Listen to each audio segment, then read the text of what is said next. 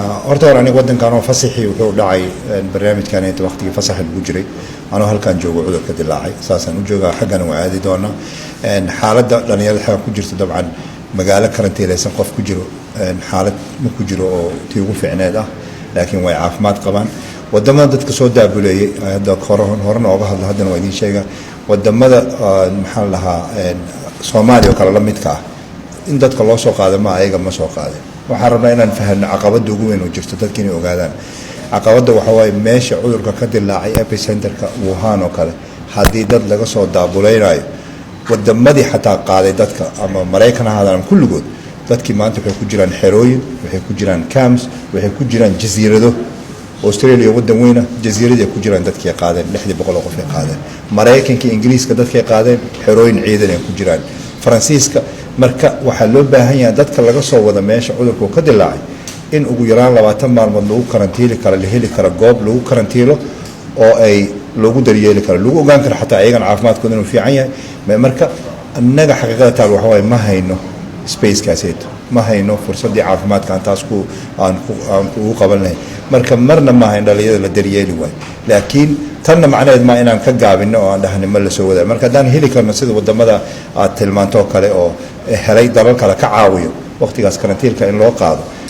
waa ku maqannahay madaxda qarankan runtii way wada raadinayaan laakiin inta ka sokayso waxaan ku qasbanahay inaan walaalaheena dawladda Chinese la shaqeeyno hubino Soomaalida xagga joogto kuwa maxaa la Wuhan joogo iyo kuwa kaleba inay caafimaadkoodu fiican yahay wax la soo darasaan aan la xiriir marka ayagoo dhan waa la xiriiray dhalinyarada Wuhan joogto qoraalaan u qornay safaaradda intooda badan waa la hadalnaa culeysada ay sheeganayaan runtii waa garan kartaan qof la dhaay qolkaada kama bixi kartid ama magaalada marka ay safka ku xirnaado gacmahaadi wajiga kala ilaali qof ku jira ma aan xaaladii ugu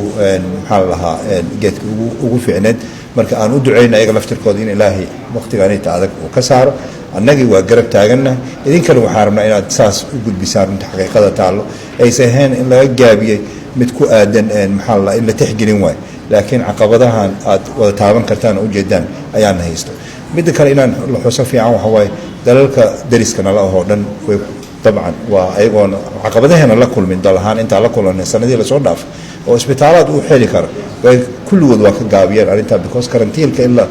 in la maxallaha la karantiila dad cudurad hore loo aqoon la baaro xirfado gooni u baahan yahay tusaalahan waa inaan upgrade gareynaa isbitaaladkeena waa inay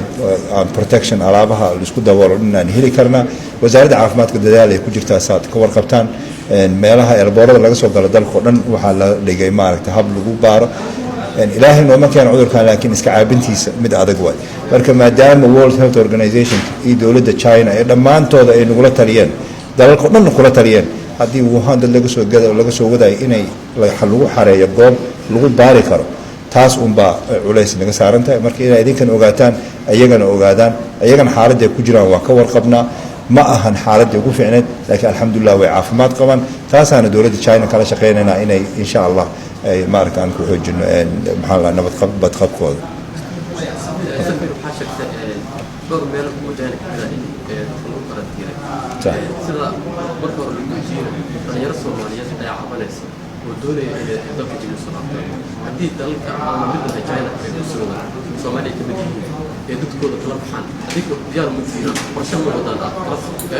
ودايتان كجواب واي أنا كوحنا كم قلنا أنا هلنا ودمنا ودمنا نجا عاون كرا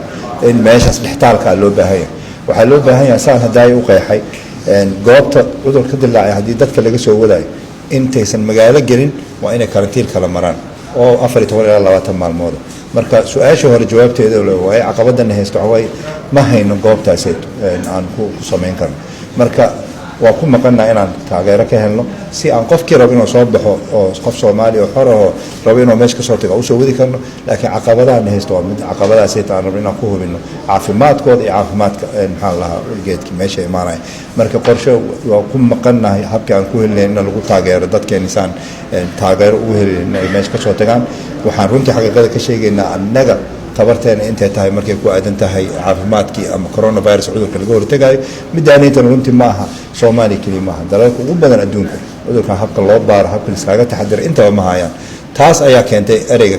karantiil waxa keenay in aqoonta loo qabo cudurka uu yaryahay saa ka warqabtaana waxa la raadinayaa ilaa hadeertaan talaalkii looga hortagi lahaa marka taasina nala garataan aan rabnaa aysan ahayn runtii taan haddaayay sheegay inaan codkooda laga dhalinyarada waa ka warqabnaa magacyadooda waa wada haynaa midda kale in la qeexaa fiican ma aha dhalinyaro ardaya intooda badan waa dad 10 sano takhasusaad caafimaad qaatay waa ra-iisul dalka waaye waa kuwii halkaan cudurrada naga badbaadin lahaa taqaatiir qualified oo 25 ka badan ayaa ku jirto marka ma ahan dad iska qaxooti ama dad meesha jooga waa dadkii aan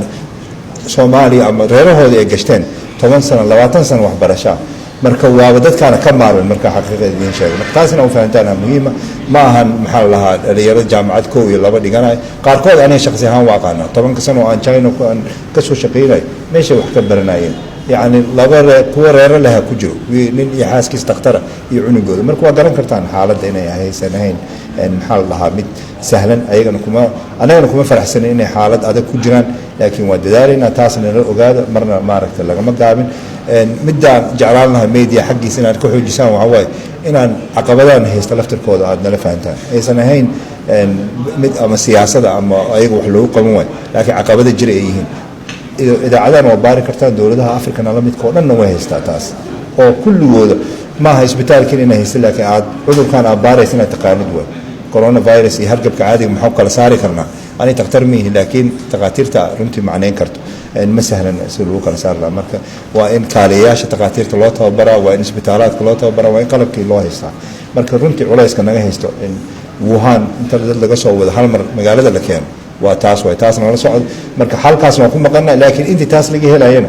wasaa dawladda China si toosaas kaaga warqabna in caafimaadkooda ogaano meelaha kale la karantiil qaarkood dadku waa ka soo tagi karaan oo sidii